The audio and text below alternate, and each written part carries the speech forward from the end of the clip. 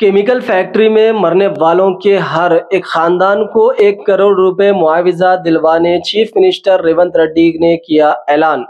जी हां, तेलंगाना के chief minister Revanth Reddy ने ऐलान किया है कि संगारेड्डी जिले के पाशा मैलारम में पेश आए केमिकल फैक्ट्री हादसे में मरने वालों के वर्षा को 1 करोड़ रुपए मुआवजा दिया जाएगा। मुआवजे की रकम फैक्ट्री के इंतजामिया और हुकूमत की जानिब से देने की हिदायत दी गई है। उन्होंने बताया कि अब तक इस हादसे में 36 अफराद हलाक हो चुके हैं। चीफ मिनिस्टर ने यह भी ऐलान किया है कि हादसे में शदीद जख्मी होने वालों को 10 लाख रुपए और मामूली तौर पर जख्मी होने वालों को 5 लाख रुपए मुआवजा दिया जाएगा।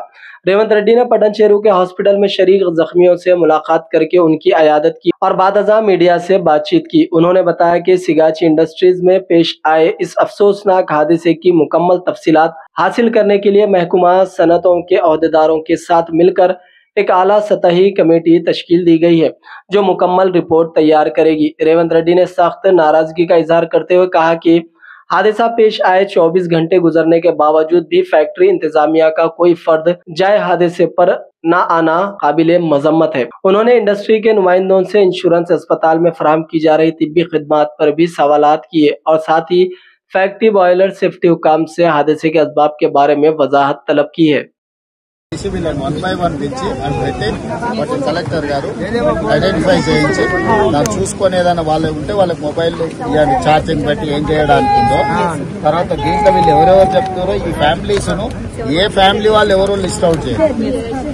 దీనికి సంబంధించి చనిపోయిన కుటుంబాలకు ₹1 కోటి నష్టపరిహారం ఇప్పించాలి పరిశ్రమ వాళ్ళతో మాట్లాడి ప్రభుత్వం వైపు నుంచి పరిశ్రమ వైపు నుంచి చనిపోయిన కుటుంబాలకు ₹1 కోటి నష్టపరిహారం ఇవ్వాలి అని చెప్పి నేను ఆదేశాలు ఇవ్వడం జరిగింది। ఆదేశాల ప్రకారం మా మంత్రులు పరిశ్రమ యజమానులతో మాట్లాడి ప్రభుత్వం వైపు నుంచి సహకారం తీసుకొని వాళ్ళకి నష్టపరిహారం అందించడం జరుగుతుంది।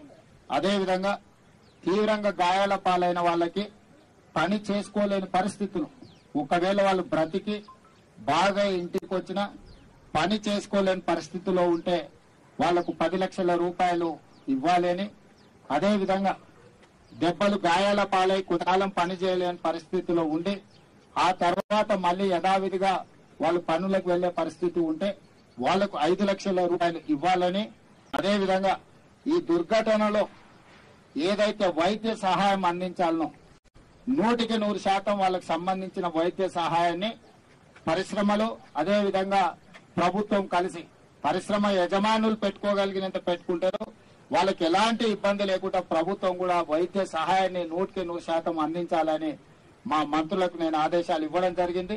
వాటి